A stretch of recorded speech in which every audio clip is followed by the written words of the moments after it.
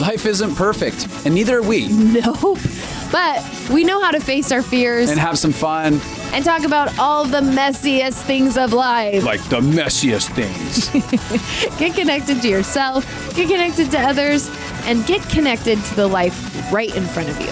This is The Connected Life with Justin and Abby. That's me. That's you. And you. What are you thinking behind those eyes? Right then, I was thinking we should do a podcast on distress tolerance and how challenge is super important on growing. That's not what we're doing for this podcast, but that's what I was thinking. Oh, okay. Okay. Just thinking of other topics for other days. It's always funny, the memes that float around about like what women are thinking and what men are thinking. Like women will like the memes are always We have like deep thoughts happening. Well, no, not even that. It's usually women are like, I wonder what he's thinking. I bet he's thinking all these things, like. And then the guy's like, I'm thinking about fishing, hunting, sports, hanging out with his friends. What were you thinking about? How I'm going to start this podcast. Well, look at that. You didn't even have to think. We just did it. Yeah. Yeah, we did. We got it going. Can I go ahead and kick this off? Yeah. So for those of you who didn't listen to last week's episode, we started a conversation around deconstruction. Mm-hmm. And it's one that we've had before in the past, or ways in the past, but we want to revisit this. And if you haven't listened to part one, I'd highly recommend going back and listening to that. I think it gives a lot of context for our lives and for this conversation, which is really healthy. Yeah. But when it comes to the conversation around deconstruction, I think it's just for clarity, deconstructing faith specifically. Yes. But I guess deconstruction is anything. It can be your family system. It can be your political party. Anytime that you have really bought into a party's belief systems and then you start to challenge them and find out what you really believe and figure out if you actually still align or not, that's deconstructing. Yeah. And to me, whether it's faith or any of the other ones that you mentioned, it is, this reassessing of who we are, how we want to experience life, how we want to express ourselves, our value systems. Like if we are growing at any capacity, this is something that should be part of your human experience. Because a lot of us, it's normal to have all these value systems and belief systems set up through our culture, through our family systems that kind of raise us. And then we go along the way and we can either just live according to that and we never actually take hold of our life and our value systems and we just do it because it was done.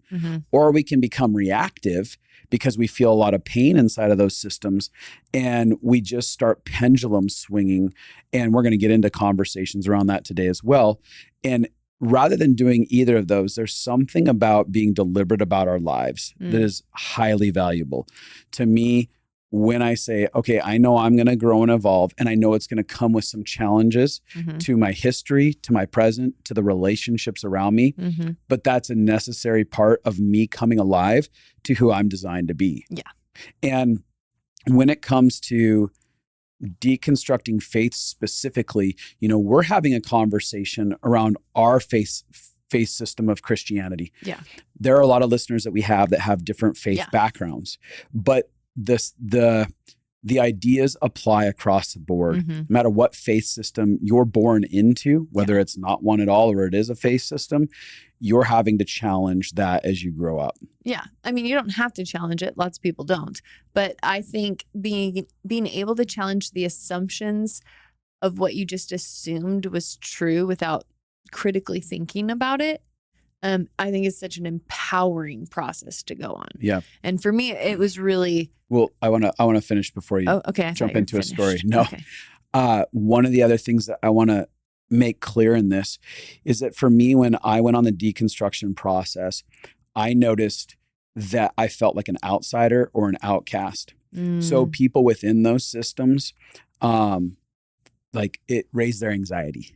No. And not just when you thought different or were challenging beliefs or assumptions, they weren't like, oh, welcome. So fun. But what that does is as you start experiencing a sense of being an outsider, it can provoke a pendulum swing. So it can provoke reaction. If you feel like I'm alone and I'm being abandoned for even being rejected for even trying this, then it can swing you into this reactionary place instead of a deliberate process. So to me, if I had known that there were other people out there that said, hey, this is totally okay.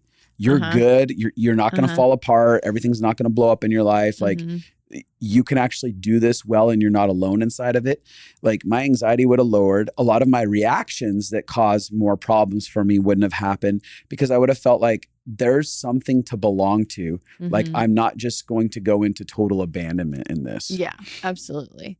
So that's why I have a value for this conversation. It'll help people transition and grow. Yeah, you're sharing before this podcast that's why you wanted to do these podcasts is you want people to know they're not alone in their process and to feel like they're allowed to be where they're at in their journey so that they can intentionally create the life they want instead of just reacting out of pain. Yeah. And I think that that's really true. I think it's scary to challenge the systems that you're in, whatever system it is, whether it's politically, if you start asking questions about your political party and you're like, wait, we say this, but we do this, or it's church and you're like, we say that this is our core value, but when we do this, this feels the opposite. When you start challenging things, people's feathers get ruffled, people get upset. And so it can feel very scary because most of us are connected to churches or groups or belief systems. Even if you're an atheist and you're connected to atheists, like we're connected to people who have similar beliefs as us because there's a sense of belonging when you feel the same as others. Yeah. And that's a beautiful part of being on the earth is that there's such a variety of humans that you can find belonging with people. But it's also the panic that we live with whenever belonging is at stake. And that's why deconstruction can feel so high stakes because it's like, I could lose all of my people. Yeah. I could lose all of their respect. And so many of us, I know for me, I was in the circles where they were talking about the people who left and were deconstructing. I heard how they talked about those people. It was very poorly spoken of. Well, as judgment. Yeah, that's what I mean. I don't think people were purposefully ripping into people, but it was like we're afraid of the unknown a lot of times. And this was a system that really I had to deconstruct from is my fear of people and the process people go through in life. Because clearly God's not afraid to process. Like if you believe in God and believe in the Bible, he created a Bible that he knew would be misinterpreted for hundreds of thousands of years, thousands of years.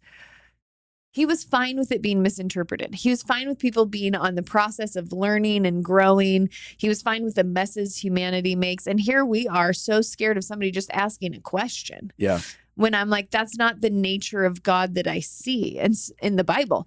So I think for me, there was a huge process of, I'm scared of deconstructing because you're like, they're going to all say the same things about me that they said about the other people. Nobody likes being judged. And this is the thing that I've learned is what you judge others with, you will often find those judgments hanging your own neck.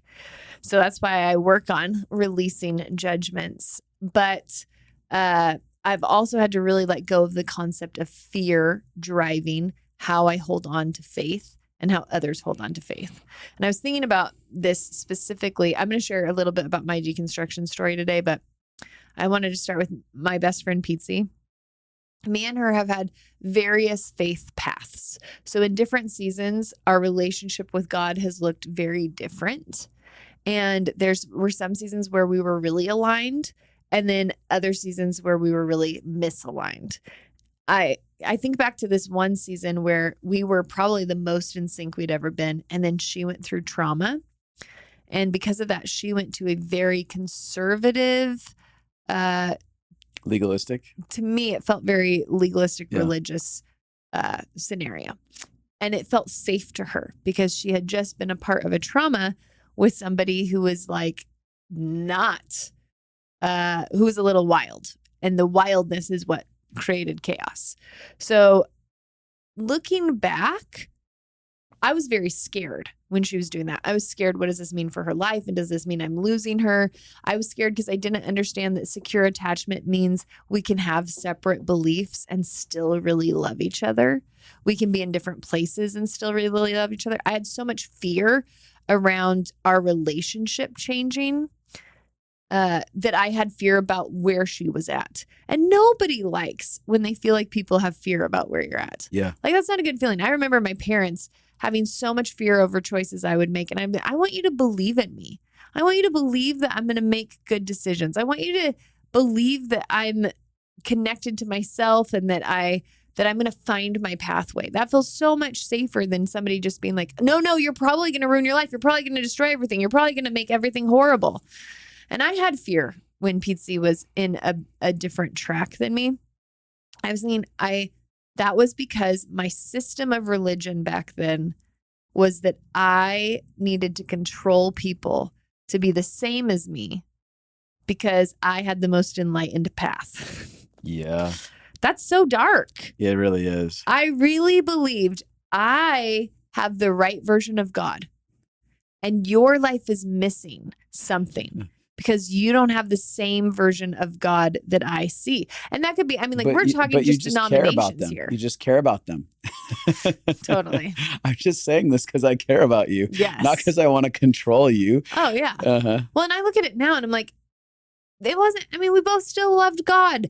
It wasn't even like she didn't live in this horrible, controversial cult. You know what I mean? Yeah. I'm just they weren't drinking Kool-Aid and having weird sex orgies. Why was I so afraid? But when I was younger, I was so afraid of people going on their own journeys with God and finding out who they believed that he was. Well, it's also fear of losing the relationship, right? Well, that's what I had said earlier. Right. But yeah. I'm going back to that. I'm reflecting back to that. Just being like, that's that fear of that losing that relationship. Mm-hmm. You go on your own journey and we won't have a way to be connected anymore. Yes. Because we won't have agreement any longer. Because we are connected because of how we're the same. Yeah. Not because we value each other. And I think a lot of this, if you think about going on different journeys with people, there are some relationships that will end. That's just true. There's sometimes when what your core values are and somebody else's core values, they separate so much that it's just so much tension between you that it's hard to stay connected. But one of the things I think of as being the person who's deconstructed and being the person that people have deconstructed from, I think if the value is I get to learn love without an agenda and I get to learn love without agreement, then those can be really rich moments for us. You're saying in either scenario, mm-hmm. if I get to learn love. Yes. Period. Yeah. And learn it within disagreement or agreement. It's just learning love. Yeah. And an agenda-free relationship mm-hmm. allows that. I think one of the things that I want to input that I think is really difficult for people to enter into agenda-free love mm-hmm. is that in most religious institutions, there is some form of punishment, a belief system that there's ultimately some terrible punishment awaiting all of humanity mm-hmm. or hierarchy or working your way to, I'm trying to figure out being a more enlightened being and mm-hmm. stuff like that. So you're like, no, if I don't save you, if I don't get you on the same page as me, the terrible thing's going to happen to you. Mm-hmm. And so it does feel high stakes for a lot of people, mm-hmm. Given a lot of the religious belief systems. Well, and that is one of the beliefs I had to deconstruct. Because I and this was what deconstruction looked like for me. I was like, okay, I am trying to control and manipulate people in the name of love. Yeah. I am saying, I need you to think and feel about God the exact same way as me in order for me and you to be good. Yeah. And I'm going to spend most of my energy in our relationship and our connection trying to point you towards what I believe. That doesn't feel like love to me. And that's where I started being like that. Like, what I need is people who are with me, who are loving me through life. That's a secure attachment. When we look at attachment, really what we need to thrive as humans is secure attachment. And secure attachment means whether we're coming in close or we're actually having some distance, that we can still feel secure in our connection. And actually, can I interrupt you real quick? Yeah. So when we talk about, I just don't want to miss agenda-based love. Mm-hmm.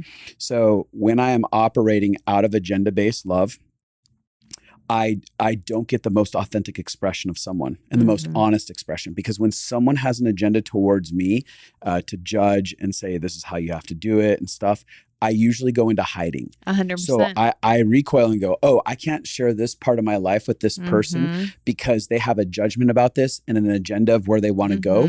So I'm going to withhold a part of myself. So you're talking about the secure connection, like the secure attachment and stuff like that. Like it actually creates a sense of insecurity in the relationship when there's an agenda.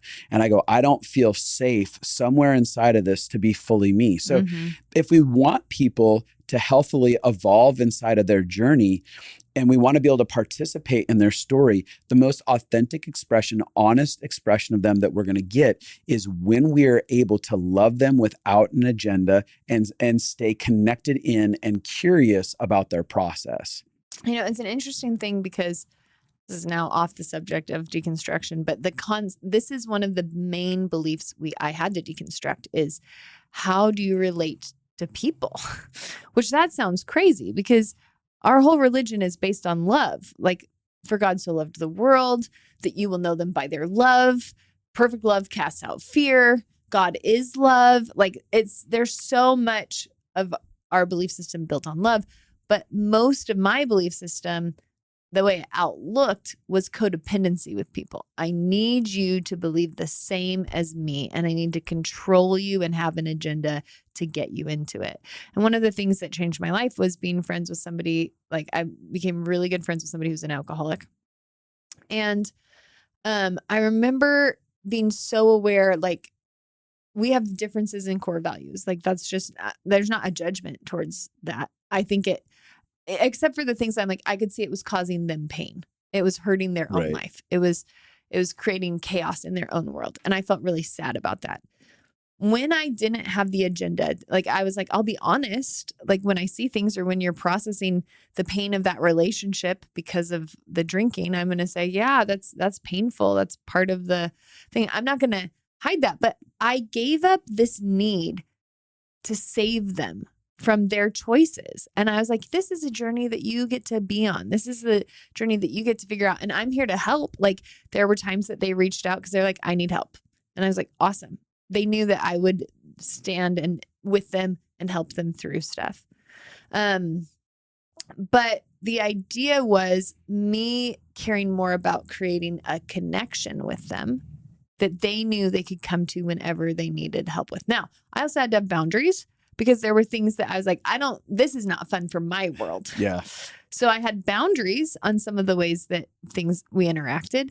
But what it did is it created this concept in me of love without our core values being the exact same. And I remember feeling this is the most authentic I've loved somebody because I'm no longer trying to fix them. I'm just trying to be a safe place. I'm trying to be somebody that they know they can come tell all of the ways they screwed up. They know that they can come talk about how messy life is. And they know they can come to when they're at their lowest. And that's exactly what happened. When they were at their lowest, they knew they could come to me. And they had a safe person that was a lifeline to them. Yeah. And I think about that, like that was a radically different concept. And I remember actually when I was in the journey of this, church leaders being concerned about me being close friends with somebody who was living like this. Which is hard for me to not arrogantly judge those church leaders. Like it's hard for me to not be like, those assholes. But then I'm only doing the same thing. Yeah. You know what I mean? Mm-hmm.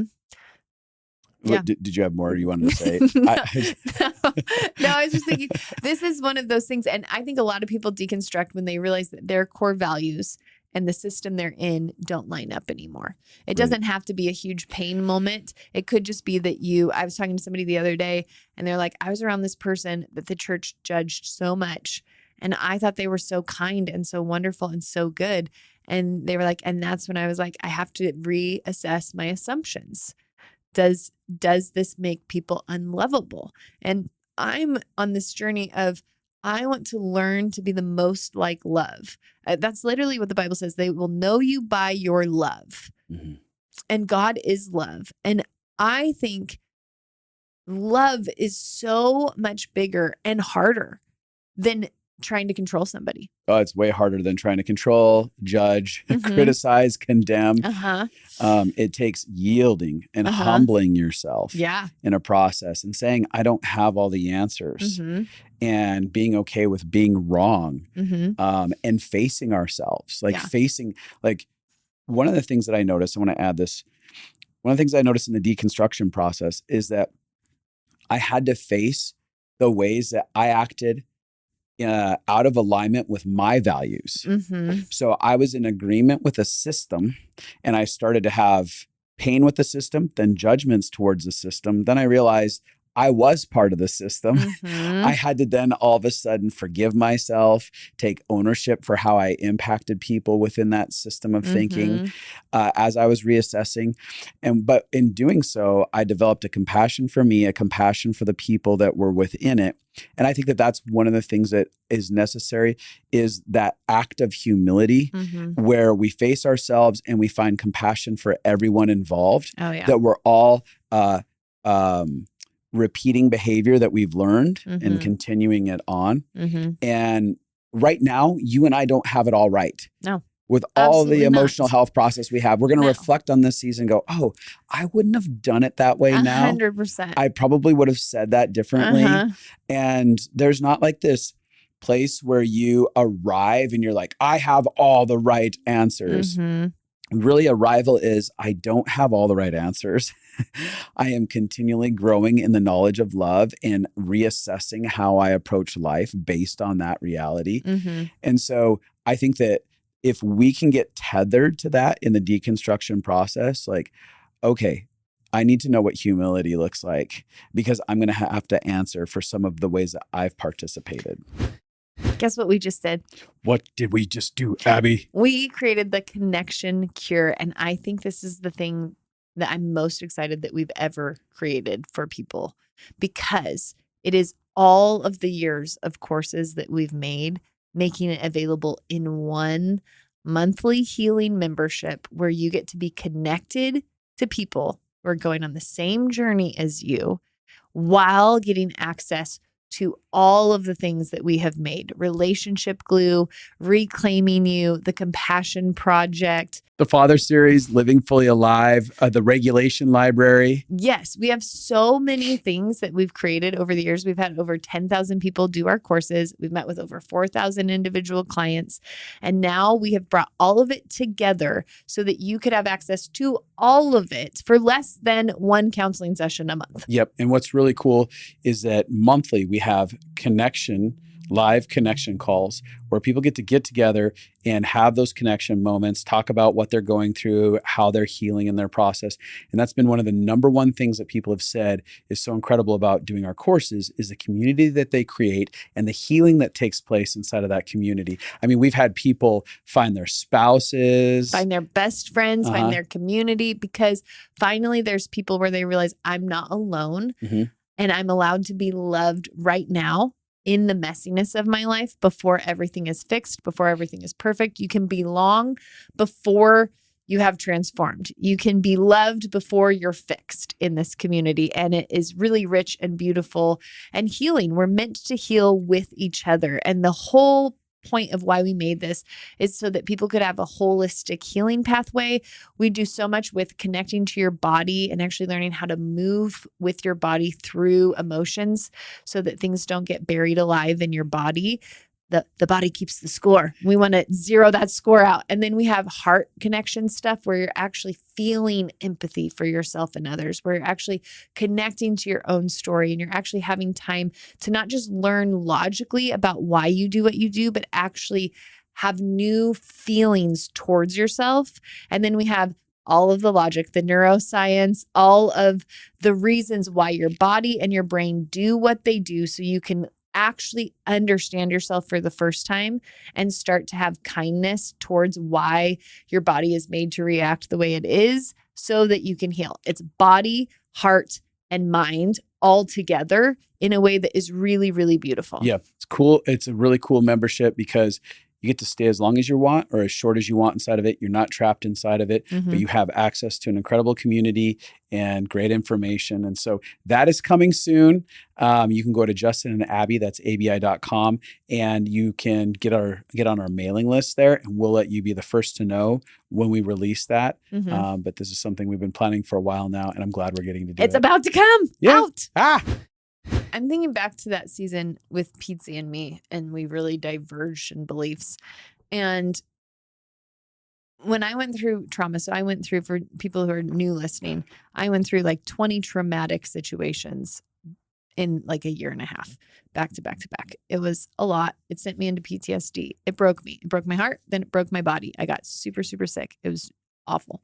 I remember in that season of deep, deep trauma, feeling so lost and so overwhelmed. And I was like, I would do anything to feel okay. Like I would, if I could use cocaine and have it make all my pain go away, I would definitely do that. If I could, like, you name any kind of behavior, if it would Medicative behavior, make it go away, I would have wanted to do it. Sex, drugs, and rock and roll. Would have thrown it all together. 100%.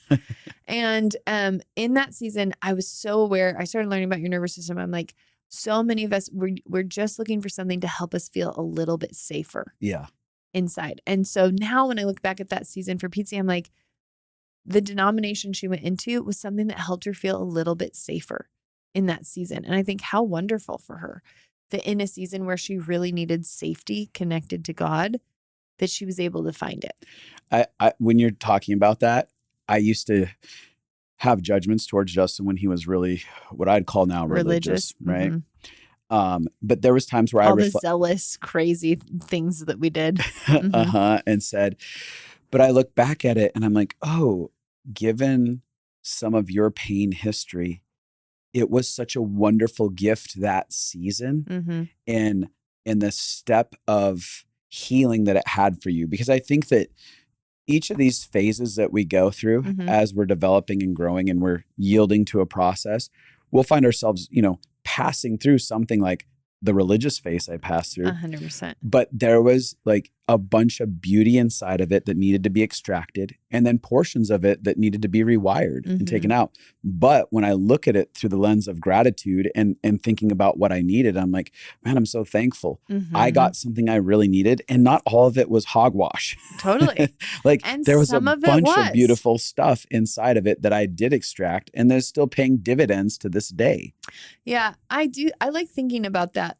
Like the really religious versions of me, there were things I really needed in that season. I needed that structure. I needed that rigidity. That's what felt safe to me back then.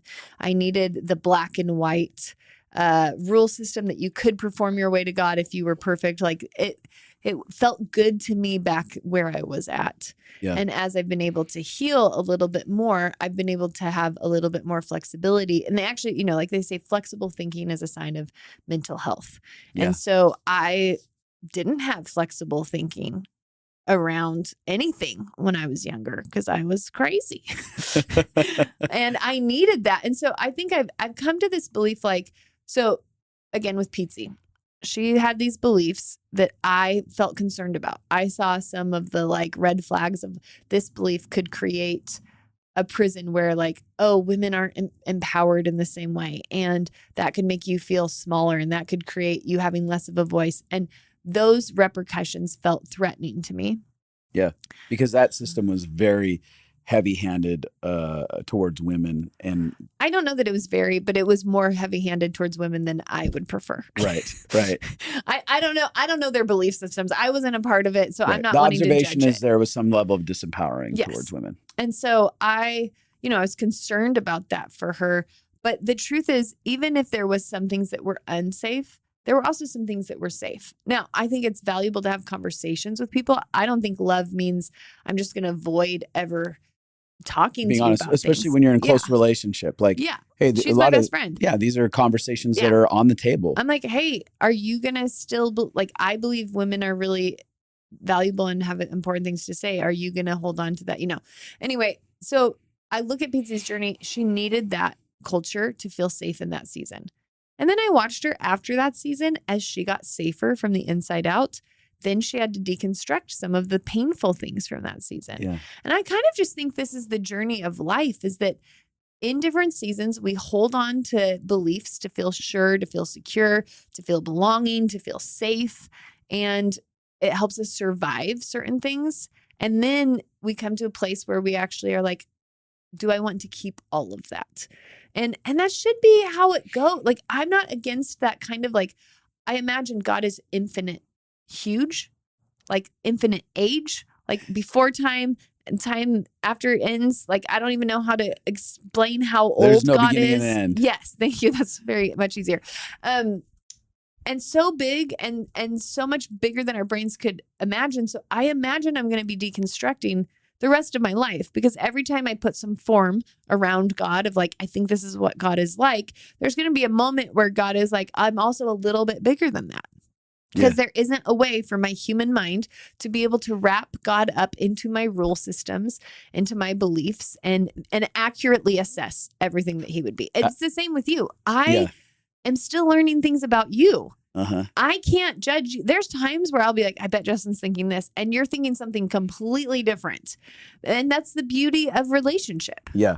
You think, this is a side note, this just popped into my head, but the Jewish people for thousands of years are waiting for a Messiah to come. And all of a sudden Jesus shows up and he says, if you've seen me, you've seen the Father. So he reveals an aspect of the Father that they actually hadn't seen. This grace, this compassion, this love, this like only humanity matters. Like your Sabbath day doesn't matter. The Sabbath is for man. It's for taking care of them. It's about taking care of the people in front of you. And so he starts revealing this aspect of God that some of them like went on a wild deconstruction journey. That's what happened. Exactly. It was a wild deconstruction journey.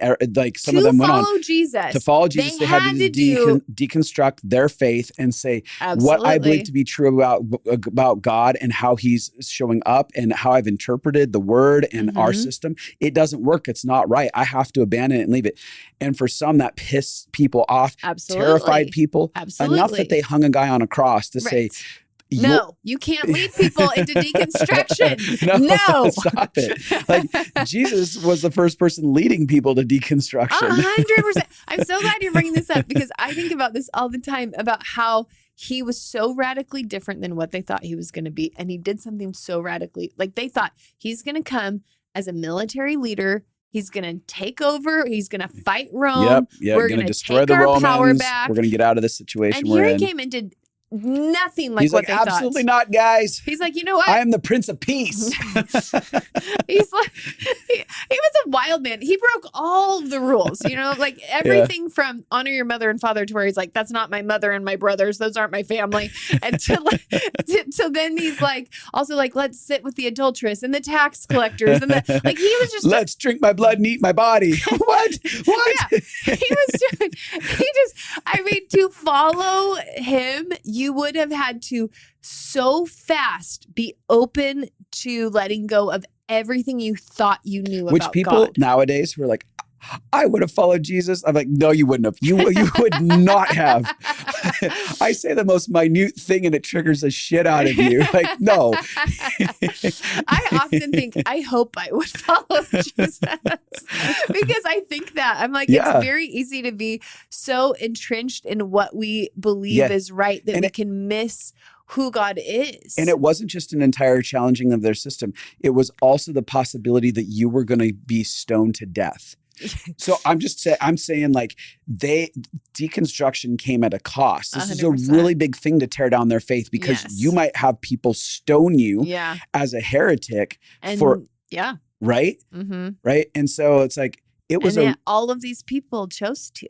Yes. They chose to deconstruct what they knew. Which was a wild act of trust and a wild act of faith, which is something I talked about, I think, in the last podcast. Is just this like, to do this thing, it actually takes more trust and more faith to deconstruct than it does to stay inside of a system. Oh, it's so much harder when you're like, okay, I like to imagine it like there's boxes. So God was in this small box and he was like, hey, I'd like to get out of that box. Let's get out of that box. And I was like, oh, okay, I'm going to let you out of this box.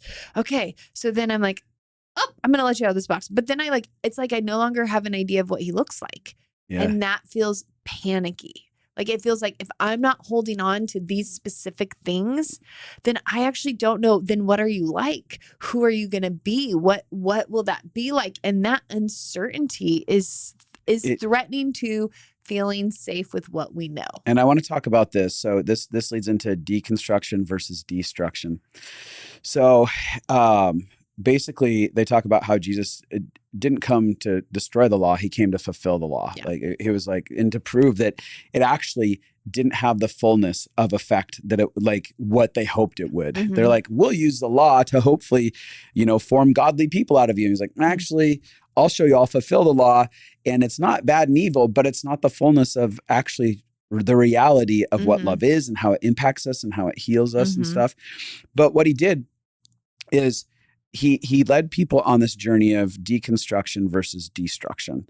So to me, making being clear about the two is really valuable. So destruction says, I'm going to take a grenade and set fire to everything inside of my life, blow everything up, destroy it all.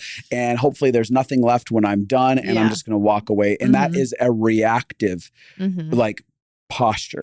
Yeah. And typically people who do that have felt so controlled. Right. So ran over, so demeaned that they actually are like, I'm just throwing a grenade.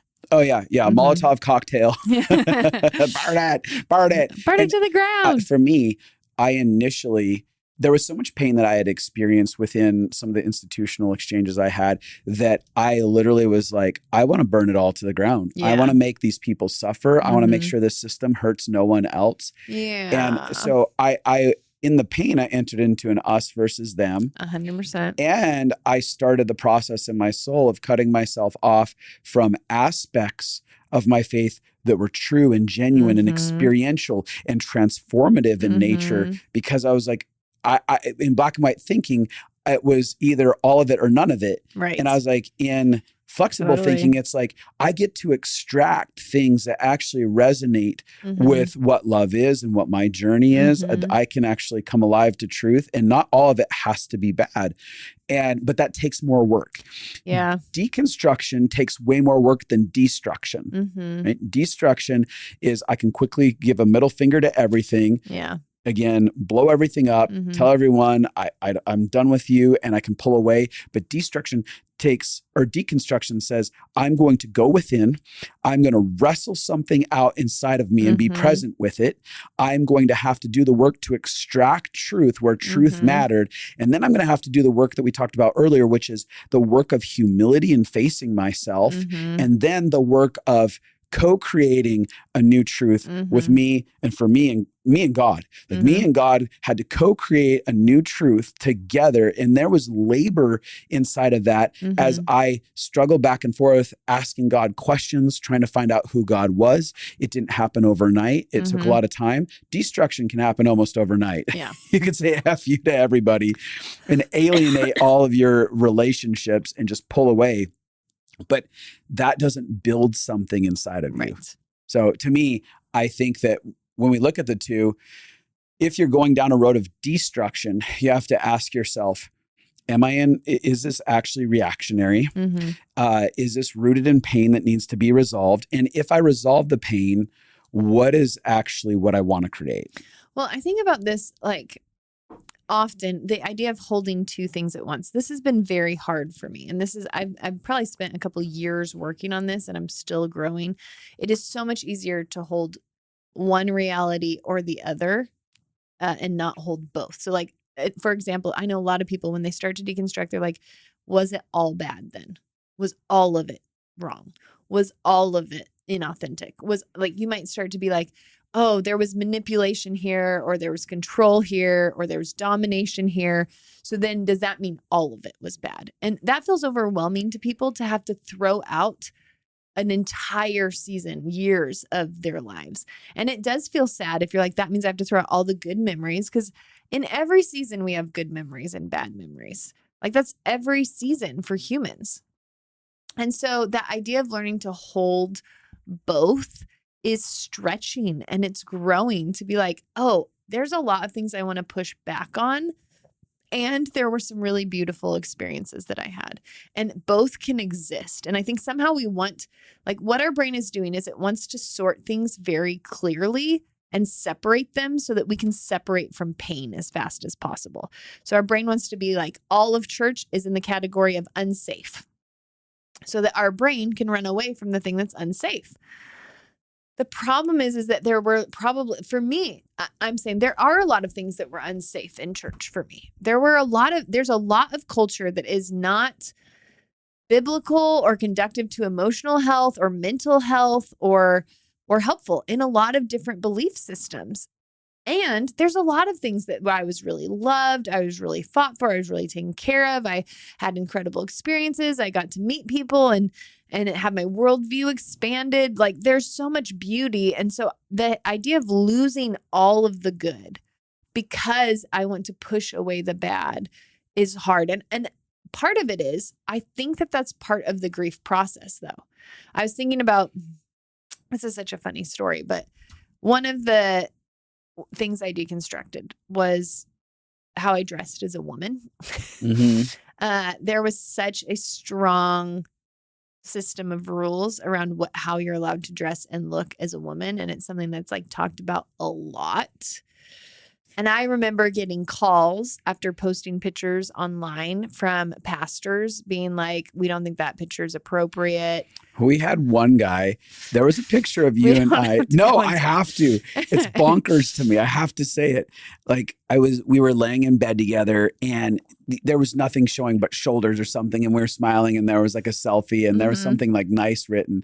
We had one pastor write in about how horrible that was, that it was basically it looked like we just got done having sex. And ironically, we were just laying in bed. It wasn't even like that. But it was just bonkers, like those types of things, right? Yeah, I didn't like it. Yeah. It felt very constrictive to me. Like, anybody has an opinion about what I wear, but I followed the rules for a long time and didn't even notice it.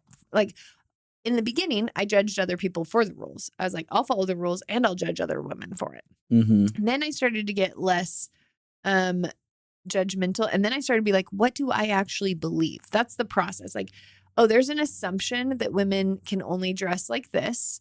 Do I actually feel like that's what I feel is healthy and true for me?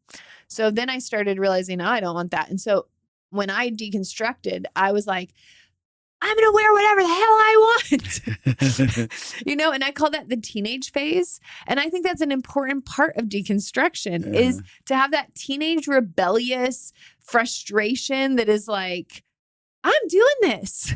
I'm going to do it. And I don't care what you say. And I had to actually kind of have I don't care what you say wall in order for me to get out from my own inner critic, for me to get out from my own inner judgment. And then what that did is it enabled me to challenge my assumptions of other women, and it opened me up to have compassion for all of us. And then I got to a place where I was no longer saying F you with how I dressed. Like, it was not like I have to dress like this to prove that you can't control me. And it got to much more of a non-reactive place where I was just dressing how I liked to dress. Just to be fair, at your sluttiest dressings, you were well below the sluttiest of dressing. I don't know. Everybody has different standards. I'm happy with the journey I've been on. I just like, I was like, yeah. There were a few times that you were like, maybe don't wear that. Yeah. But still, I was like, you didn't. You loved the journey. I love the journey, and the bandwagon that you felt like you may have fallen off as you were trying to explore stuff. I was like, it didn't. I didn't feel like I fell off a bandwagon. Oh, okay. I don't feel bad. I never feel like I did that. I could feel in my internal being that I was still choosing out of reaction. Right. And I feel less like that now. Yeah. You don't feel like you're in reaction. Because I don't feel like I'm trying to say no to the rules. I feel like the rules are no longer taking up mind space for me. So now I'm just choosing to dress however I want to dress. And I feel comfortable in that. And I feel thankful that I'm not in church where they can't tell me what I can do. You can't tell me what I can wear anymore. You can't tell me if I can wear this or not. I get to be my own free person. Well, again, and that's like when we let go of rule systems and we get into value systems, that's an entirely different thing. Like, that's a very powerful posture where you get to ask the question, how do I want to present myself? Yeah. What does wearing things like this say or communicate in my opinion, to the world in how I show up? Do I feel like I'm accurately representing myself? Like it's such a different empowered place to be, rather than, well, this is what I do or don't do. And I can say this: there are people who, I'm trying to think of the word for it. So you have people living on a very conservative end of stuff that they're having to deconstruct that behavior. There are people on the other opposite end of the stuff very that progressive end or liberal or whatever. I'm not even talking about politics. Political. I wasn't talking politics. Oh, okay, I'm just saying the concept of liberal and progressive is non-conservative. Yeah. Whatever the other end of the spectrum is on this, there are people on that end that, maybe they're sitting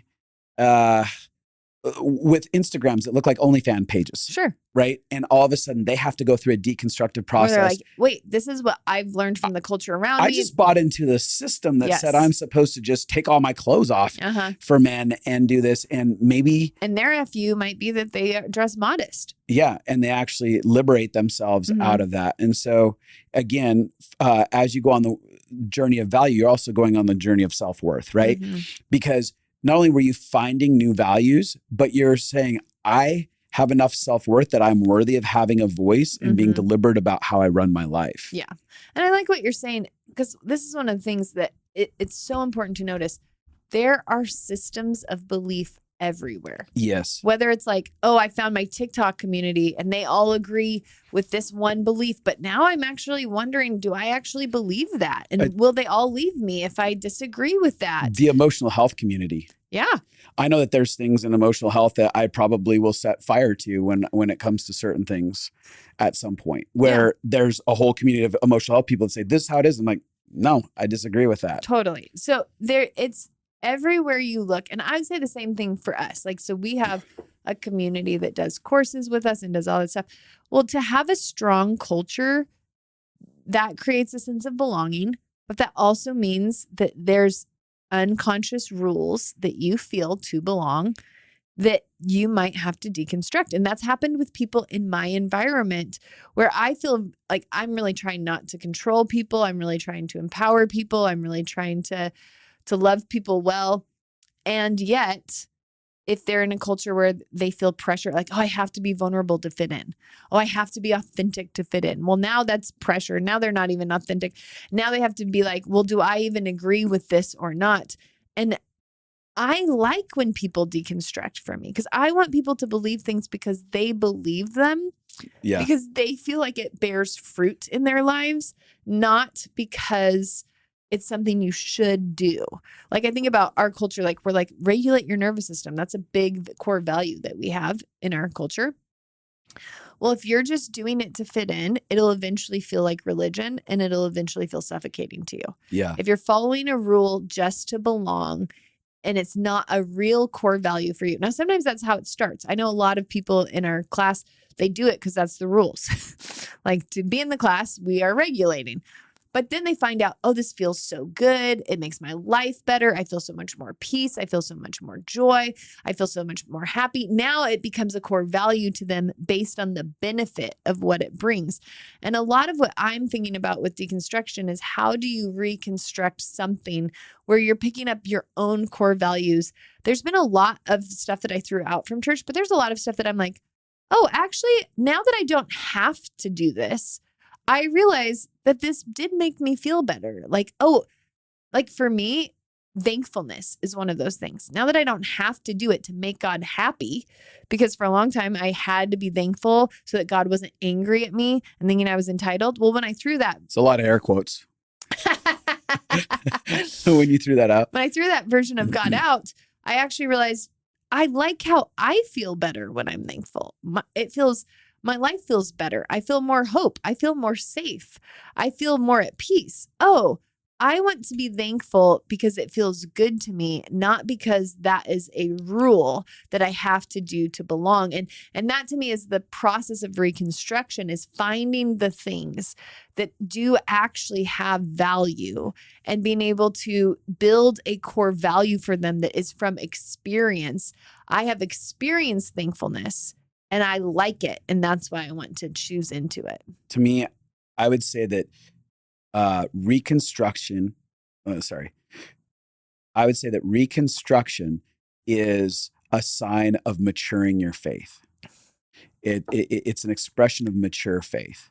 I mean, I think that because I think I am going to deconstruct on and off through my life, I think it's a sign of part of it. But I think deconstructing is also a sign of maturing faith. I agree that. Yeah. I agree with that. All I'm saying is we agree. The work that has to be done from the deconstruction to the reconstruction, that's maturity. And what I mean by that is you are looking internally and you are doing something deliberate rather than I am living according to what was told to me. I am taking a hold of my life and I am creating something that I want to create, that I've worked through. And to me, that's a maturing process on the inside. This whole thing is about maturity and mature faith. Yeah. So one of the things I wanted to talk about is a little bit about the arrogance that sometimes people get into when they feel like they've crossed over into is it okay if I jump there with this? We have the same mug, but I have the super mug and you have the mini mug. Is that because I'm a better boss than you? Is it more true for me than you? Yeah. It's very cute that you gave us these matching mugs. Yeah. If you are watching on YouTube, you'll know what they are and you can see them. And if you go to YouTube, hit the bell button and subscribe. Okay. So one of the things that's became very apparent to me at a young age was that as soon as I got new information, it was very easy for me to feel elite, to feel like I was better than everyone else. 100%. And to be like, man, those guys, they're just living so below the line. They're so simple. They're so foolish. They're so stupid. They just don't get it, right? They're so close-minded. Yeah. And that, what happens is that you just put on new blinders when you do that, right? And so a good example is I was at a church called the Malibu Vineyard, and we had some pretty destructive leadership that was there and some pretty arrogant leadership. And the thing went to a complete mess and fell apart. And one of the offshoots of this place found like kind of a new leader who was so full of profound revelation. And I remember I went just for clarity. So you're saying there was a church. It fell apart. It imploded and it split apart. And one of the offshoots found So one of the leaders of this church connected with a new leader at another church. And this new leader was so profound and full of revelation. And so I went and I checked this out with my friend who had started going there a little while prior to me.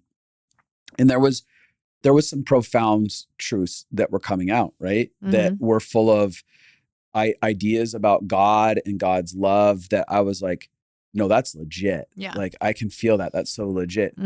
While also I watched this elitism that was like infiltrating the space where they would talk about those people, they just don't have the revelation yet. They don't have the understanding. They're not enlightened. They're not enlightened. And I was like, bro, you just got yourself into a cult. My friend's like, nah, man. I was like, no, I know. Like, it's not that the things over here are being said, it's not that they're wrong.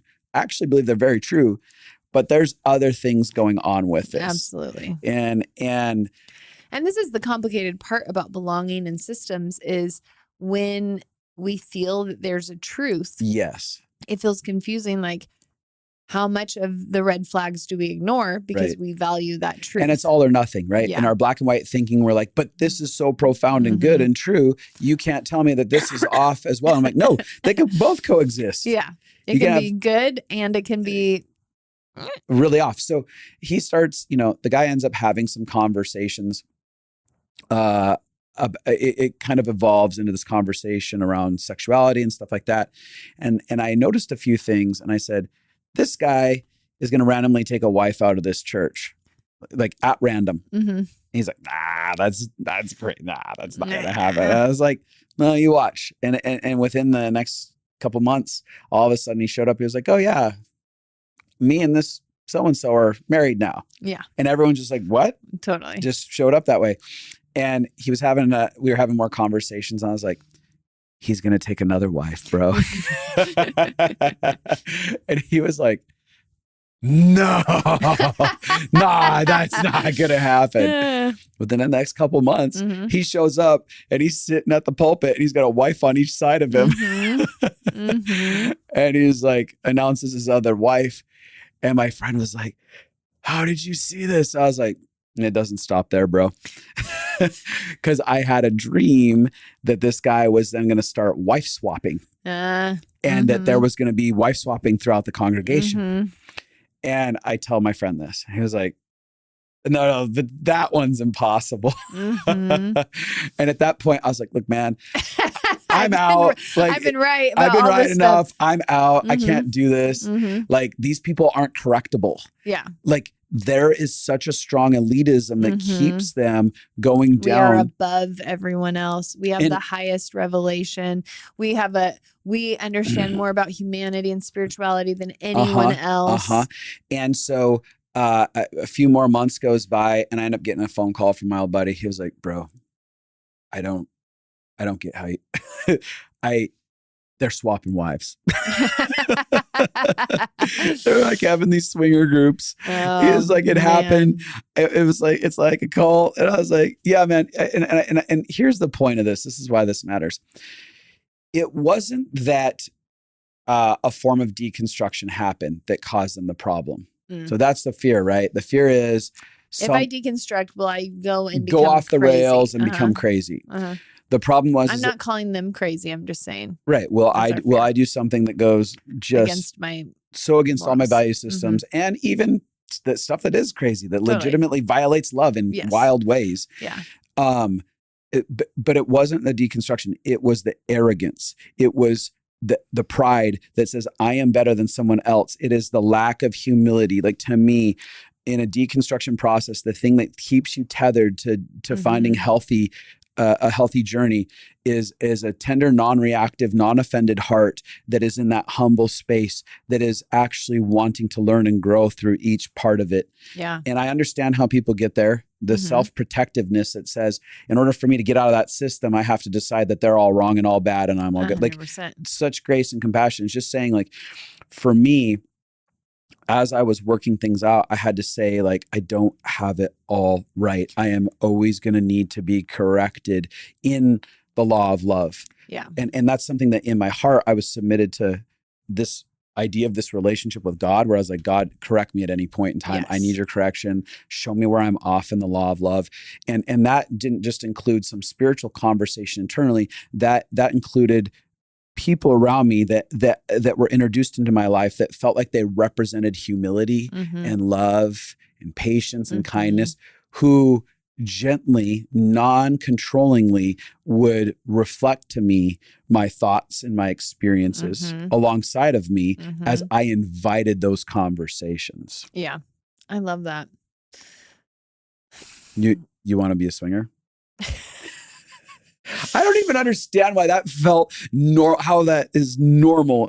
It's so fascinating because right now in the New Age world, one of the main leaders came out and just did the same thing. He said that the ISIS god, I think, came and told him that he needed to impregnate 2 women. And next he's going to be like, I need to impregnate the world, spread my seed, spread my seed on the land. Yeah. I was thinking about Peter and Paul in the Bible and how they both deconstructed, right? Like, Paul was so gung-ho about his belief system, so zealous about what he believed. Oh, yeah. And then he had a radical, I have to challenge all of my assumptions and switch over to new beliefs.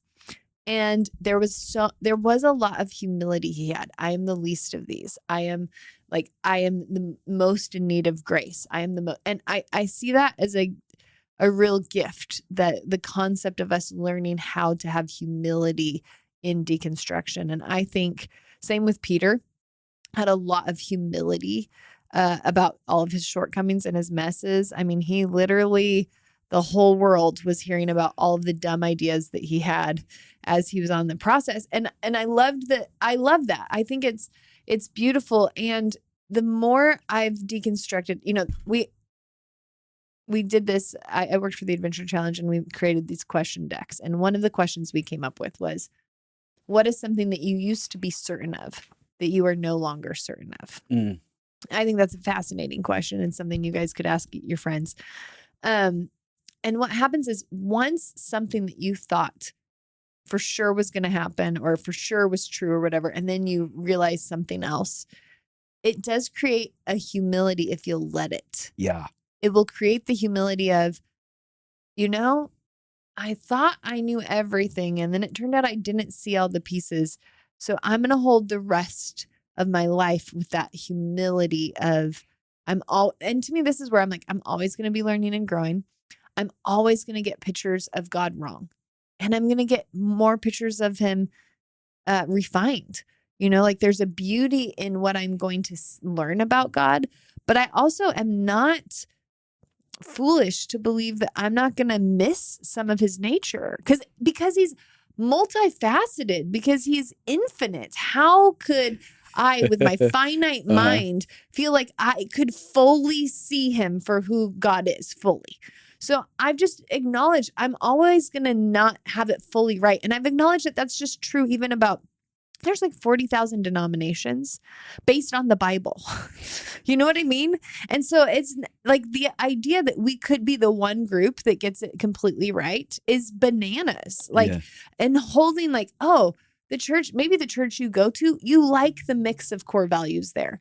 But you can also acknowledge that there's probably pieces of it that aren't the fullness of God, because no one church can carry all the core values of God at once. I'm so well aware, like in this conversation and in my life in general, that I don't have all the answers to God. I don't have all the knowledge of God. In fact, the more you know, the less you know. Well, yeah, the more I've settled into this relationship with mystery, right?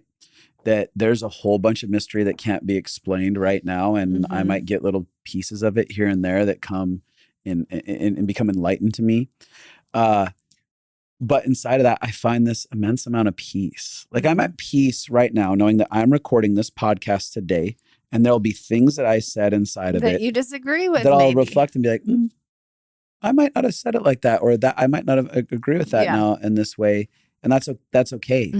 It's okay to not have all the answers. And it's okay to be in process. It's okay to be learning and believing in a God that's not upset with that.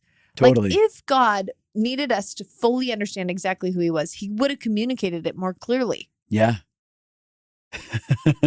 Like he wrote a book that's like full of poems. You know what I mean? If he was like, these are the things you for sure need to, or parables, poems and parables. What's bonkers about Jesus is he comes and he just throws out a whole bunch of parables over and over again. He's like, no need to understand anything. Best of luck. Yeah. He's like, you guys can go on a lifetime journey of trying to understand this stuff. He was comfortable with the human process. And I think when I view faith as the adventure of our lifetime, like we get to experience, and I've learned as much in my deconstruction seasons as my faith-filled seasons. I've learned as much in my messy seasons where I was super broken as I have in the seasons where I was doing things well. I've learned, like, if I see it as a grand adventure where I'm getting to experience different aspects of God's nature through every season, then that feels like an exciting, hope-filled connection point, not something that I need to be afraid of. And that's because I don't believe God has an agenda for us outside of our humanity. I think he fully understands that we're humans, and I think he likes the process. Or listen, I don't think God is a gender. People get mad at me for this. I think that God is man and woman were created in God's image. So our view of God, I think, is that he loves the adventure. Yeah. They love the adventure. There's 3 of them. Yeah. Father, Son, and Holy Spirit. Yeah. Anyway. This is a good conversation for those of you who have been listening. Like, I just hope you ultimately walk away with feeling like there's a lot less pressure and there's permission to go on an explorative journey. And we've met so many people who love God and are tired of trying to fit him in a small box. Yeah. But and they want to love people, and they want to come Radically love alive. people. Yeah. And they want the truth of the goodness of what love could look like. They want that in their lives. And so I just want to remind you that there's good-natured people out there. Yeah. Even if you've been hurt by people, even if people have been destructive in different systems. Yeah, it's true. Well, like we said before, if you haven't gone to YouTube yet, go ahead and go over there, hit the subscribe and the bell button so it tells you when you got a new episode out. And, you know, if you haven't taken the time to do this for us and you feel impacted by our work that we've done, please go write a review somewhere, whether that's on iTunes or where on YouTube or on Facebook. Go to Facebook. We've got a Facebook page there, Instagram. We're on all those spots. Like, do that work for us, like on your end. That would mean the world to us. And share. Like, anytime you share on social media, tag us in it. Yes. That's a really big deal. And it just gets the message out. That's like this, our platform doesn't build in any other way except for you people choosing to share the content and saying like, hey, come join us on this. And we hope that it's impactful. So that's all I got. Go to Justin Abbey, that's abi.com if you want to check out more about us. Get on our mailing list. Yep. And we can tell you all about all the courses. We have so many courses you can get. Yeah. So I'm going away. I'm going to go do something else. Okay. Okay. Bye.